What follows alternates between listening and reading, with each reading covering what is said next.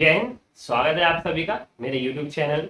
जैसे कि आप देख सकते हैं, आज हम आपको हिंदी का चैप्टर 11 धातु एवं क्रिया पढ़ाएंगे। इससे पहले 10 चैप्टर हिंदी में पूरे हो चुके हैं, जो उम्मीद करता हूँ आपने देखे भी होंगे और नोट्स भी बनाते चल रहे होंगे और आपको क्लासें पसंद भी आ रही होंगी कि हम कम समय में आपको अच्छी नॉलेज दे रहे हैं और एक एक पॉइंट आपको क्लियर करते जा रहे हैं। जल्दी हम अब हिंदी कंप्लीट कराएंगे, उसके बाद इसके प्रैक्टिस सेट शुरू करा देंगे। तो चैनल से जुड़े रहिए और हर चीज की बेसिक नॉलेज जरूर होनी चाहिए। बिना बेसिक, अभी जैसे आप धातु एवं क्रिया के बारे में नहीं जानते और मैं डायरेक्ट आपको प्रैक्टिस सेट कराने लगूं धातु एवं क्रिया के, तो आप कुछ नहीं बता पाएंगे। इसलिए पहले आपको चैप्टर की जानकारी होनी चाहिए, फिर धातु क्या है, क्रिया क्या है, इन सब की नॉलेज होगी तो आप अच्छे से पेपर दे पाएंगे और पेपर में सफलता भी प्राप्त कर पाएंगे। तो चलिए आज की क्लास शुरू करते हैं बिना किसी देरी के। देखिए चैप्टर 11 है धातु एवं क्रिया। धातु क्या है, क्रिया क्रिया क्या होता है, फिर मैं आपको क्रिया के मूल रूप को धातु कहा जाता है। अर्थात शब्द के जिस रूप से क्रिया पद का निर्माण होता है उसे धातु कहा जाता है। ठीक है, देखिए जैसे अब उदाहरण देखिए, उदाहरण से बिल्कुल क्लियर हो जाएगा। ये तो थ्योरी बता दी थी आपको, एक एक चीज आपके माइंड में अच्छे से बैठाई जाएगी। चल चल क्या है, धातु है, इसमें ना प्रत्यय जुड़ गया तो इससे क्या बन गया, चलना। चलना क्या है, क्रिया। क्रिया का मतलब क्या होता है, जो हम कार्य कर रहे होते हैं, जैसे खेलना, कूदना, बैठना, चलना, फिरना, ये सब क्या है, क्रिया। मतलब हम जो कार्य कर रहे हैं वो सब क्रिया होती है। जैसे मैंने ये कलम उठाया, ये क्रिया हो गई, काम कर रहा हूं मैं। ठीक है, तो चलना शब्द में ना शब्द जुड़ने से क्रिया बन गई। तो चल शब्द क्या है, यहाँ पे धातु है। क्लियर, चलिए अब आगे चलते हैं। धातु के प्रकार। धातु कितनी प्रकार की होती है, ये आपके एग्जाम में पूछे जा सकते हैं क्वेश्चन। किसी भी पॉइंट को बिल्कुल बेकार ना समझे, एक एक पॉइंट आपका बहुत जरूरी है। देखिए चल धातु के प्रकार दो होते हैं। कौन कौन से होते हैं, मूल धातु और यौगिक धातु। अब मूल धातु क्या होता है, यौगिक धातु क्या होता है, ये आपको क्लियर करते हैं। वह धातु, जैसे देखिए पढ़िए, मूल धातु वह धातु जो किसी अन्य शब्द पर निर्भर नहीं होती, जैसे खा, जा, चल, पढ़ आदि। जैसे कहते थे खाना खा, यहां से चला जा, चल यहां से जा, पढ़ ले। ये जो मूल धातु है वह धातु जो किसी अन्य शब्द पर निर्भर नहीं करती। जैसे हमने बोल दिया खा, मतलब इसके लिए, इससे आप समझ गए। जैसे मैंने बोला खा तो आप समझ गए कि मैं किसी चीज को खाने को कह रहा हूँ। मैंने कहा जा, जाने के लिए कह रहा हूँ। मैं यहाँ से चल यानी कि चलने के लिए कह रहा हूँ। पढ़ यानी कि पढ़ने के लिए कह रहा हूँ। ये मूल धातु होती है। इन शब्दों के लिए, इन शब्दों को किसी और शब्दों पर निर्भर नहीं होना पड़ता है। तो ये क्या होती है, मूल धातु। अब क्या है, देखिए नेक्स्ट पॉइंट, यौगिक धातु। वह धातु जिसका निर्माण मूल धातु में किसी प्रत्यय, संज्ञा या विशेषण लगाने से होता है। क्लियर हुआ, देखिए पहला पॉइंट अब क्लियर हो गया होगा ये थ्योरी पढ़ने के बाद।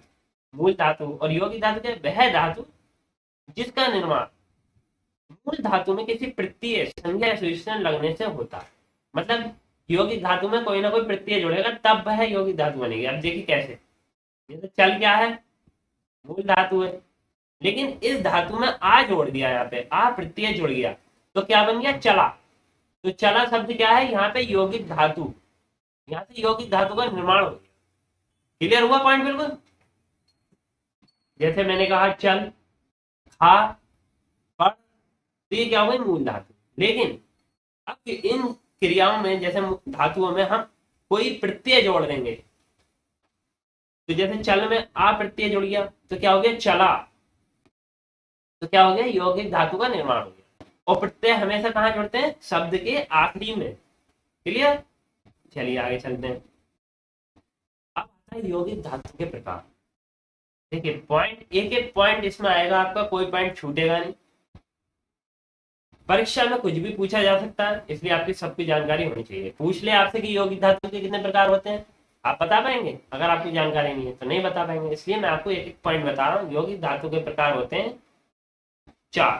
ठीक, ऋणात्मक क्रिया,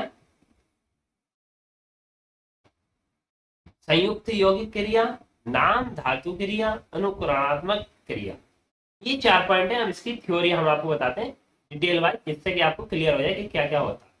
ठीक है, प्रेरणात्मक क्रिया वह क्रिया जिसके द्वारा यह पता चलता है कि कर्ता स्वयं कार्य न कर कर किसी अन्य को कार्य करने हेतु प्रेरित कर रहा है।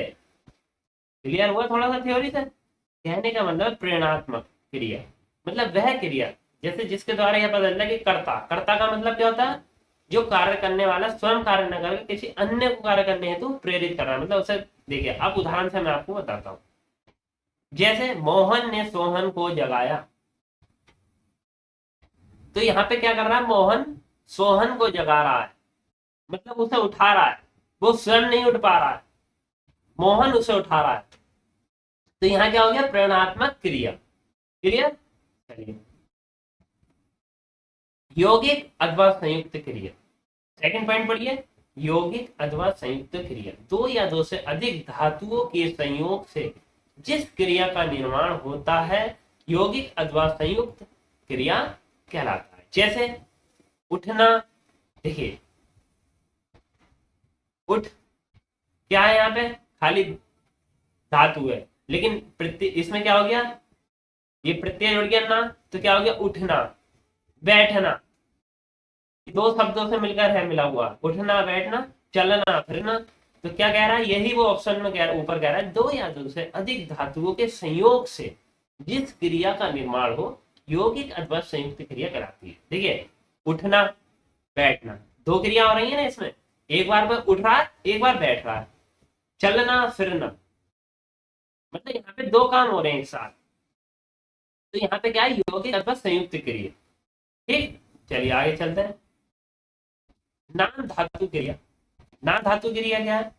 वह धातु जिसका निर्माण संज्ञा सर्वनाम या विशेषण की सहायता से हो नाम धातु क्रिया कहलाती है। जैसे देखिए संज्ञा से, हाथ से हथियाना, सर्वनाम अपना से अपनाना, विशेषण से ठंडा से ठंडाना। अब आपको संज्ञा सर्वनाम विशेषण तो पता ही होगा कि संज्ञा क्या होती है, सर्वनाम क्या होती है। नहीं पता तो आपने मेरी क्लासेस सही से देखी नहीं है, या तो और देखी है तो आपको एक एक चीज क्लियर होगी, क्योंकि ये सारे चैप्टर में पीछे करा चुका हूँ, संज्ञा सर्वनाम विशेषण।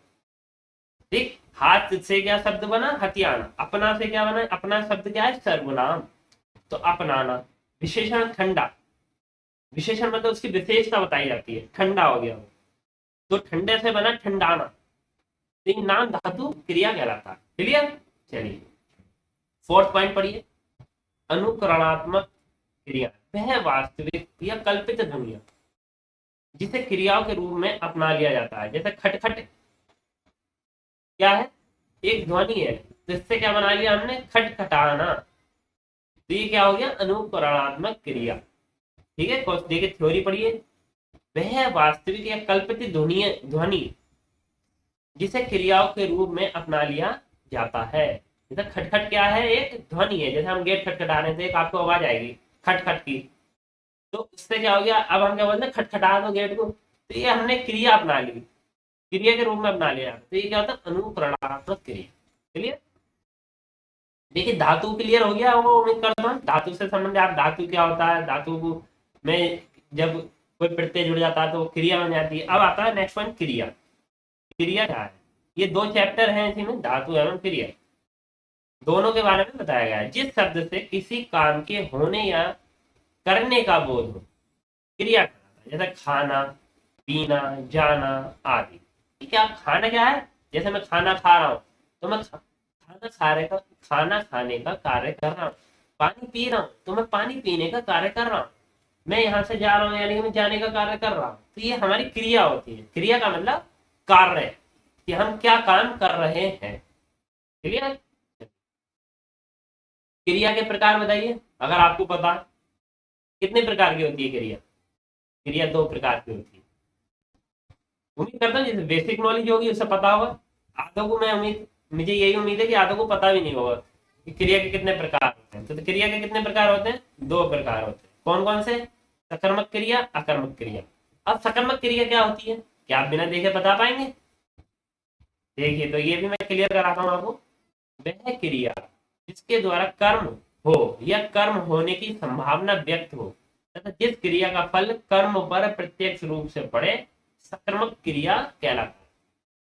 ध्यान से सुनिए, वह क्रिया जिसके द्वारा कर्म हो या कर्म होने की संभावना व्यक्त हो, तथा जिस क्रिया का फल कर्म पर प्रत्यक्ष रूप से पड़े। क्लियर? अब देखिए उदाहरण से बिल्कुल क्लियर कर दूंगा। थ्योरी तो आप पढ़ ही लिए, वो तो बुक में भी पढ़ लेंगे। जैसे राम आम खाता है, अब इसमें कर्म क्या है, क्रिया क्या है, क्या आप ये बताएंगे? देखिए आम खाता है तो क्रिया क्या हो रही है यहाँ, खाना खाने, मतलब आम खाने की क्रिया हो रही है। खाता है, क्या खा रहा है, आम खा रहा है, तो क्या कार्य कर रहा है वह, क्रिया क्या है, खाना। आम क्या है, आम, आम क्या है, कर्म। अब देखिए क्रिया का प्रभाव किस पे पड़ रहा है, आम पे, यानी कि मैं आम खा रहा हूं तो आम पे उसका प्रभाव पड़ रहा है। ठीक। अब देखिए थ्योरी अब पढ़िए ध्यान से। वह क्रिया जिसके द्वारा कर्म हो या कर्म होने की संभावना व्यक्त हो, जिस क्रिया का फल, देखिए अब क्या कह रहा है, क्रिया का फल कर्म पर प्रत्यक्ष रूप से पड़े। अब मैं खा रहा हूं, यहाँ पे क्या खा रहा हूं, आम, तो मेरा खाने का प्रभाव किस पे पड़ रहा, आम पे।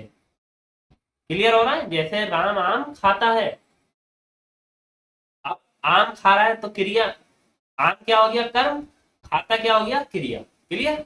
चलिए आगे चलते हैं। अब आता है नेक्स्ट पॉइंट, सकर्मक क्रिया क्या है, वो तो आपको क्लियर हो गया सकर्मक क्रिया क्या है। आप बताइए सकर्मक क्रिया कितने प्रकार की होती है। सकर्मक क्रिया 3 प्रकार की होती है। ठीक है, कौन कौन सी होती है, पूर्ण सकर्मक क्रिया, अपूर्ण सकर्मक क्रिया और संयुक्त सकर्मक क्रिया। उम्मीद करता हूँ एक एक पॉइंट आपको यहाँ क्लियर हो जाएगा और ऐसी ऐसी जानकारी आपको यहाँ मिलने वाली है जो कहीं और नहीं मिली होगी अभी तक। तो देखिए पढ़िए, पूर्ण सकर्मक क्रिया क्या है। वे सकर्मक क्रिया जो अपने अर्थ को स्वतः पूरी तरह से व्यक्त कर पाने में समर्थ होती हैं, पूर्ण सकर्मक क्रिया कहलाती है। अब देखिए फिर एक पॉइंट यहाँ पे आ गया, पूर्ण सकर्मक क्रिया के कितने प्रकार है, तो एक कर्मक क्रिया, द्विकर्मक क्रिया, यानी कि 2 प्रकार की होती है। हर पॉइंट पता होना चाहिए कि सकर्मक क्रिया कितने प्रकार की होती है, अकर्मक क्रिया क्या है। ठीक, सकर्मक क्रिया के प्रकार, पूर्ण सकर्मक क्रिया के प्रकार, हर प्रकार पता होना चाहिए, क्योंकि एग्जामिनर कुछ भी पूछ सकता है। ऐसा नहीं है कि वो आपसे वही पूछेगा जो हमने अभी तक परीक्षा में पूछा। देखिए एक कर्मक क्रिया को नाम से ही आपको पता चल रहा होगा, मतलब इसमें एक कार्य हो रहा होगा। तो देखिए क्या है, वे सकर्मक क्रिया जो अपने साथ केवल एक कर्ता लेती है, एक कर्ता होता है इसमें केवल, वो क्या होती है, एक कर्मक क्रिया। एक कर्मक क्रिया किसका पॉइंट है, पूर्ण सकर्मक क्रिया का। जैसे सीता गाना गा रही है, सीता क्या कर रही है, गाना गा रही है, यानी कि एक ही कार्य कर रही है। ठीक है, सीता एक ही कार्य कर रही है, यहाँ क्या हो गया, एक कर्मक क्रिया। द्विकर्मक क्रिया वह सकर्मक क्रिया जो अपने साथ 2 कर्म लेती है, द्विकर्मक क्रिया कहलाती है। जैसे उदाहरण देखिए, राम ने श्याम को कलम दिया, तो राम ने यहाँ क्या क्या काम कर दिया, एक तो श्याम को और कलम दिया, तो 2 कर्म इसमें हो गए, 2 कार्य हो गए। अब देखिए श्याम यहाँ पे क्या है, गौण कर्म है। ठीक है, और कलम क्या है, मुख्य कर्म है। जो मुख्य कार्य क्या हो रहा है, पेन देने का हो रहा है, कलम देने का हो रहा है। जो मुख्य कलम क्या हो गया, मुख्य कर्म, श्याम को दे रहे हैं तो श्याम क्या हो गया, यहाँ पे गौण कर्म। कभी कभी क्वेश्चन में ऑप्शन दे सकता है, पर एग्जामिनर आपको राम, जैसे मान लीजिए दे दिया, विजय ने आकाश को 500 रुपए दिए, तो यहाँ क्या हो गया, आकाश क्या हो गया, गौण कर्म, रुपए देने का काम क्या हो गया, मुख्य कर्म। क्लियर? क्लियर? चलिए नेक्स्ट पॉइंट पे चलते हैं। अब आता है अपूर्ण सकर्मक क्रिया। देखिए अपूर्ण सकर्मक क्रिया क्या होता है, जिन सकर्मक क्रियाओं में कर्म के रहते हुए भी अर्थ को पूरी तरह से व्यक्त नहीं किया जा सकता, अपूर्ण सकर्मक क्रिया कहते हैं। अब देखिए, अर्थ की पूर्णता के लिए क्रिया कर्म से संबंधित एक अन्य शब्द पूरक कर्म, पूरक यानी कि कर्म पूरक का सहारा लेती है। ठीक है, थ्योरी ध्यान से सुनिए मैं क्या बोल रहा हूँ। जिन सकर्मक क्रियाओं में कर्म के रहते हुए भी अर्थ को पूरी तरह से व्यक्त नहीं किया जा सकता, मतलब उसमें समझ में नहीं आता कि अर्थ को कहना क्या चाह रहा है, तो उसे पूरा करने के लिए, अर्थ की पूर्णता के लिए क्रियाएं कर्म से संबंधित एक अन्य पूरक, कर्म पूरक का सहारा लेती हैं। अब जैसे मैं उदाहरण से आपको क्लियर कराता हूँ, देखिए बढ़िया करके कि एक पॉइंट आपके दिमाग में बिल्कुल बैठ जाएगा। आपने मुझे प्रतिनिधि क्यों चुना, अब वो मैं यहाँ पे खाली इतना शब्द बोलूं, आपने मुझे क्यों चुना, अब किस लिए चुना ये तो पता ही नहीं, तो यहाँ तो अपूर्ण सकर्मक क्रिया हो गई। तो यहाँ पे क्या हुआ, प्रतिनिधि क्यों चुना, तो प्रतिनिधि शब्द यहाँ पे क्या है, पूरक, इसके बिना वाक्य अधूरा रहेगा।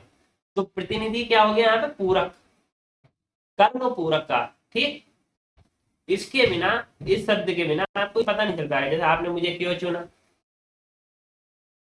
आपने मुझे, अब मैं इसमें कोई शब्द जोड़ दूं, जैसे आपने मुझे क्रिकेटर क्यों चुना, आपने मुझे अध्यापक क्यों चुना। जैसे अध्यापक क्रिकेटर शब्द के बिना शब्द हमारा पूरा नहीं हो रहा, तो वहां अपूर्ण सकर्मक क्रिया होती है, क्लियर। और जिस शब्द की वजह से वो पूरा अर्थ बनना होता है उसे पूरक शब्द बोलते हैं। यहाँ पे पूरक शब्द क्या है, प्रतिनिधि, क्लियर। चलिए आगे चलते हैं। देखिए संयुक्त सकर्मक क्रिया, जैसे नाम से क्लियर होगा, संयुक्त दो क्रियाएं जुड़ रही होंगी जरूर। वह क्रिया जो दो या दो से अधिक क्रियाओं के मेल से तथा पहली क्रिया प्राय मुख्य होती है और दूसरी क्रिया के अर्थ में विशेषता उत्पन्न करती है। जैसे मोहन बाजार पहुंच गया, पहुंच गया यहाँ पे क्या है, संयुक्त सकर्मक क्रिया, ठीक है। देखिए थ्योरी अब ध्यान से दोबारा पढ़िए, उदाहरण पढ़ने का, वह क्रिया जो दो या दो से अधिक क्रियाओं का मेल से बनती है तथा पहली क्रिया प्राय मुख्य होती है और दूसरी क्रिया के अर्थ में विशेषता उत्पन्न करती है। जैसे मोहन बाजार पहुंच गया, मोहन कहाँ पहुंच गया, बाजार पहुंच गया, बाजार जाने का काम हो रहा है और वहां पे वो पहुंच गया, यानी कि संयुक्त, दो संयुक्त वर्ड इसमें हो गए कि बाजार जाने का कार्य कर रहा है और वहां पहुंचने का भी कार्य कर रहा है, तो संयुक्त सकर्मक क्रिया है, क्लियर।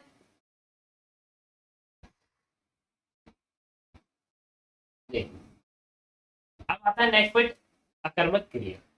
वह क्रिया जिसके साथ कोई, देखिए क्रिया छोड़िए, वह क्रिया जिसके साथ कोई कर्म ना हो तथा क्रिया का फल कर्ता पर पड़े, वह क्या होता है, अकर्मक क्रिया। ये क्वेश्चन आया हुआ है आपका अकर्मक क्रिया से, तो अच्छे अच्छे ऐसे ध्यान से पढ़िएगा, नोट्स बनाते चलिए। जैसे यहाँ लिखा राम हंसता है, तो हंसता है, यहाँ पे क्रिया क्या हो रही है, हंसने की, तो हंसने का प्रभाव किस पे पड़ रहा है, राम पे, तो जब वह हंसेगा तो उसका असर कर्ता यानी कि राम पर पड़ेगा, तो यह अकर्मक क्रिया कहलाती है। कहने का मतलब यह है जैसे हम कोई कार्य कर रहे हैं और उसका प्रभाव हम पे पड़ रहा है, तो वो क्या होती है, अकर्मक क्रिया। जैसे राम हंसता है, तो हंसने से किस पे, हंसने का असर किस पे पड़ेगा, राम पे, तो यहाँ क्या हो गई, अकर्मक क्रिया, क्लियर। चलिए आगे चलते हैं। अब होता है अकर्मक क्रिया के प्रकार। अकर्मक क्रिया के कितने प्रकार हैं, दो प्रकार। तो पहला कौन सा है, पूर्ण कर्मक क्रिया, अपूर्ण कर्मक क्रिया। देखिए आप एक चीज हमेशा ध्यान रखना, अभी मैं आपको थ्योरी पढ़ा रहा हूँ, एक एक उदाहरण के साथ भी बता रहा हूँ, दो दो उदाहरण के साथ भी बता रहा हूँ, आप अच्छे से इसके नोट्स बना लीजिएगा। आप नोट्स बना लीजिए जैसे आपने, अब मैं आपको, जब हम, ऐसा नहीं है कि एक साथ प्रैक्टिस सेट ले लिया करा दिया, ऐसे मैं चैप्टर वाइज आपको प्रैक्टिस सेट कराऊंगा। जैसे क्रिया धातु के एक साथ प्रैक्टिस सेट ले लिए, 50 से 100 क्वेश्चन, 200 क्वेश्चन, दो से दो से ऐसा करेंगे, 20-20 क्वेश्चन की क्लास बना देंगे। आप चाहेंगे तो ज्यादा बना देंगे, 50-50 क्वेश्चन, ताकि जब आपको ये चैप्टर की बेसिक नॉलेज होगी और जब हम आपको बताएंगे तो वहाँ प्रैक्टिस सेट लगवाएंगे, तो चैप्टर वाइज प्रैक्टिस सेट लगाने का ये फायदा होगा कि आपके दिमाग, अगर आप में, आपके अंदर अभी कोई कमी रह गई है इसे पढ़ने के बाद भी चैप्टर को, तो वो सारी कमियां वहां दूर करा देंगे। तो जुड़े रहिए चैनल के साथ। चलिए आगे पढ़ते हैं। बेसिक नॉलेज जरूरी है, वो मैं आपको पहले दे रहा हूँ। मैं अगर आपको नहीं बताऊंगा पूर्ण कर्मक क्रिया क्या है, क्रिया क्या है, क्या है, डायरेक्ट प्रैक्टिस सेट कराऊंगा तो कोई फायदा नहीं। चलिए आगे पढ़िए। पूर्ण अकर्मक क्रिया वे क्रियाएं जिन्हें अपनी पूर्णता व्यक्त करने के लिए किसी पूरक शब्द की आवश्यकता नहीं पड़ती, क्या कहलाती है, पूर्ण अकर्मक क्रिया। जैसे सोना, दौड़ना, हंसना आदि, क्लियर। अब देखिए पूर्ण अकर्मक क्रिया के प्रकार। पूर्ण अकर्मक क्रिया कितने प्रकार की होती हैं? दो प्रकार की होती हैं। कौन कौन सी? स्थिति या अब अवस्था बोधक क्रिया या गति बोधक क्रिया। क्लियर? चलिए अब इनकी डिटेल जानते हैं। डिटेल में आपको उदाहरण दिया जाएगा, उदाहरण से आपको बिल्कुल क्लियर कर दिया जाएगा। स्थिति या अवस्था बोधक वे पूर्ण अकर्मक क्रिया जिनके द्वारा कर्ता की स्थिति व अवस्था स्थिति अवस्था या दशा का बोध हो, वहां क्या होती है? स्थिति या अवस्था बोधक क्रिया कहलाती है। जैसे बच्चा रो रहा है, तो यहाँ पे बच्चा क्या कर रहा है? बच्चा यहाँ रो रहा है, तो यानी कि कर्ता यहाँ रो रहा है। रो शब्द से कर्ता की स्थिति का बोध हो रहा है, मतलब रोने से ये पता चल रहा है कि वह रोने का कार्य कर रहा है। तो रो शब्द यहाँ पे क्या है? रो शब्द से कर्ता की स्थिति का पता चल रहा है, तो यहाँ पे क्या हो जाएगा? स्थिति या अवस्था बोधक क्रिया। ठीक, चलिए नेक्स्ट पॉइंट पे चलते हैं। अब आता है गति बोधक पूर्ण क्रिया। वे कर्मक क्रिया जिन्हें संपादित करने के दौरान कर्ता गतिशील स्थिति में होता है। क्लियर हो गया? इतना ही पढ़ने पे क्लियर हो गया होगा मेरे हिसाब से। मतलब कर्ता गतिशील स्थिति में हो, मतलब गतिशील मतलब कुछ भाग रहा कर रहा है, मतलब जैसे कुछ कर रहा है तो गतिशील स्थिति, जैसे भागना, आना जाना आदि। जैसे वह दिल्ली जा रहा है, मतलब दिल्ली जाना गति बोधक क्रिया हो गई है। ठीक है, अब आता है नेक्स्ट पॉइंट, अपूर्ण अकर्मक क्रिया। वे क्रियाएं जो वाक्य में स्वतंत्र रूप से प्रयुक्त होकर अपना अर्थ पूर्ण रूप में व्यक्त नहीं कर पाती तथा जिन्हें पूर्णता व्यक्त करने के लिए कर्ता से संबंध रखने वाले किसी पूरक शब्द की आवश्यकता पड़ती है। ठीक है, जैसे अब वह बेईमान निगली, वह बेईमान निगली। अब इसमें पूरक शब्द कौन कौन से होते हैं? जैसे होना, बनना, निगलना आदि। इन शब्दों की इसमें जरूरत पड़ेगी। इन शब्दों के बिना इसमें पता नहीं चलेगा कि आपको क्या क्रिया हो रही है। वह अब जैसे इसमें क्या, अब क्या क्रिया है? अगर यहाँ पे एक शब्द हटा दें बेईमान, तो यहाँ क्या पता चलेगा? वह निगली, क्या निगली? तो इसलिए पूरक शब्द यहाँ पे क्या हो गया? बेईमान। तो यहाँ पे पूरक शब्द क्या है आपका? बेईमान। क्लियर? चलिए नेक्स्ट पॉइंट पे चलते हैं।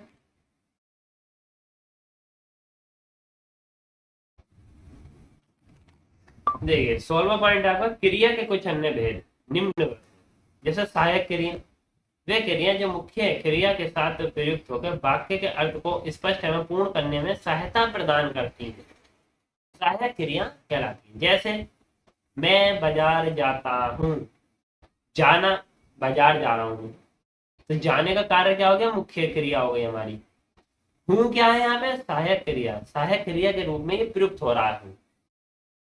क्लियर हो रहा है आपको? देखिए जैसे मैं बाजार जाता हूँ, तो मुख्य कार्य क्या आ रहा है मेरा? बाजार जाने का। जाता हूँ, जाता, खाली जाता, ठीक, मुख्य क्रिया हो गई। हूँ क्या है? सहायक क्रिया। अब उदाहरण पढ़ने के बाद आप फिर से एक बार थ्योरी पढ़िए। वे क्रियाएं जो मुख्य क्रिया के साथ प्रयुक्त होकर वाक्य के अर्थ को स्पष्ट एवं पूर्ण करने में सहायता प्रदान करती है। जैसे मैं खाली इतना सेंटेंस बोलूं, मैं बाजार जाता, कब जाता? क्लियर नहीं हो रहा ना सेंटेंस? मैं बाजार जाता हूँ। या फिर ऐसे बोल दूं, मैं बाजार गया था, तो यहाँ पे क्या हो जाएगी? मुख्य क्रिया गया, और था क्या हो जाएगी? सहायक क्रिया। जाता क्या है? मुख्य क्रिया हो गई। यहाँ पे हूँ क्या है? सहायक क्रिया। क्लियर? चलिए आगे चलते हैं। देखिए पूर्व कालिक क्रिया, वे क्रिया जिनके माध्यम से कर्ता एक क्रिया को समाप्त कर दूसरी क्रिया को प्रारंभ कर देता है, वह क्या होती है? पूर्वकालिक क्रिया। जैसे श्याम भोजन करके सो गया। देखिए श्याम ने यहाँ पे दो कार्य कर दिए, उनने भोजन खाया फिर सो गया, तो भोजन की क्रिया क्या हो गई हमारी? पूर्वकालिक क्रिया। क्लियर? सो गया, सोने का कार्य दूसरी क्रिया हो गई। क्लियर? चलिए आगे पढ़ते हैं। नाम बोधक क्रिया, वे क्रियाएं जो संज्ञा अथवा विशेषण के साथ जुड़ने से बनती हैं। नाम बोधक क्रिया कहलाती है। देखिए अब संज्ञा क्या है, क्रिया क्या है, नाम बोधक क्या है, ये तीनों मैं आपको यही क्लियर कर दूंगा उदाहरण के साथ। लाठी, लाठी क्या है यहाँ, संज्ञा। क्रिया क्या है, मारने की। नाम बोधक क्रिया क्या हो जाएगा, लाठी मारना। अब देखिए आगे पढ़िए। विशेषण यहाँ पे क्या है, दुखी, मतलब दुखी हो रहा है, वह उसकी विशेषता है कि वह दुखी हो रहा है। ठीक है, क्रिया क्या हो रही है, होना। दुखी हो रहा है तो होना क्या हो गई, क्रिया। नाम बोधक क्रिया क्या हो जाएगी, दुखी होना। क्लियर। चलिए आगे चलते हैं। अब आता है क्रियात्मक क्रियार्थक संज्ञा। जब कोई क्रिया संज्ञा की भांति प्रयोग की जाती है, जैसे टहलना स्वास्थ्य के लिए लाभदायक होता है। ठीक है। अनेकार्थक क्रिया, वे क्रिया जिनका प्रयोग अनेक अर्थों में किया जाता है। जैसे खाना क्रिया के अनेक अर्थ में हो सकता है। ठीक, कैसे, देखिए उदाहरण से समझिए। वह भात खाता है। देखिए यहाँ खाता शब्द कैसे प्रयोग हो रहा है, खाने के टाइप इस्तेमाल में। वह मार खा रहा है, यहाँ पिटाई के रूप में प्रयोग हो रहा है। राजा राजा दूसरों की कमाई खाता है, यहाँ खाना शब्द किसके लिए प्रयोग है, मतलब जैसे कमाई खाना। तो खाना क्रिया के अनेक अर्थ में हो सकती है। क्लियर। तो उम्मीद करता हूँ आपको अच्छे से ये चैप्टर समझ में आया होगा, एक एक पॉइंट क्लियर हुआ होगा, किसी तरीके का कोई डाउट नहीं रहा होगा। आप इसके नोट्स जरूर बना लीजिए जो चैप्टर में पढ़ा रहा हूँ, और जल्दी हम आपको प्रैक्टिस सेट शुरू करा देंगे। अगर आपको इनकी पीडीएफ चाहिए तो कमेंट बॉक्स में कमेंट कर दीजिएगा, मैं पीडीएफ उसकी उपलब्ध करा दूंगा। ये मेरे पास सब टाइप है, टेलीग्राम पे भी मैं आपको ये उपलब्ध करा दूंगा। अगर क्लास पसंद आई हो, आपको लगा होगा कि जो मैंने यहाँ जानकारी दी है, अच्छी जानकारी दी है, एक एक पॉइंट आपको क्लियर किया है, बहुत आपके, अगर आप एग्जाम देने जा रहे हैं तो एग्जाम में इसकी आपको महत्व समझ में आएगा इस क्लास का। तो ज़्यादा से ज़्यादा शेयर कीजिए, शेयर करने में कंजूसी मत कीजिए बिल्कुल भी। चलिए मिलते हैं नेक्स्ट वीडियो में, आज के लिए इतना ही।